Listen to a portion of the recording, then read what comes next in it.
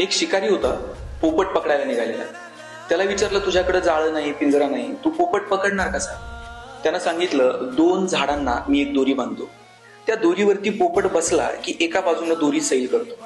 दोरी सैल झाली की पोपट पडायला लागतो आणि पडण्याच्या भीतीनं तो पटकन त्या दोरीला असा घट्ट पकडून ठेवतो.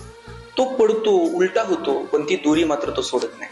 खरं तर त्याच्यामध्ये उंच भरारी घेण्याची ताकद असते, पण पडण्याच्या भीतीनं तो त्याची उडण्याची कला मात्र विसरून जातो. आपलंही अगदी तसंच होतं. निरर्थक गोष्टींना आपण इतके घट्ट पकडून ठेवतो की भगवंतानं याच्यापेक्षा कितीतरी चांगल्या गोष्टी आपल्याला दिलेल्या असतात, पण आपलं त्यांच्याकडे मात्र दुर्लक्ष होतं. म्हणून निरर्थक गोष्टींना घट्ट पकडून बसू नका, दुर्लक्ष करा, अंतर्मनात डोकवा आणि उंच भरारी घ्या.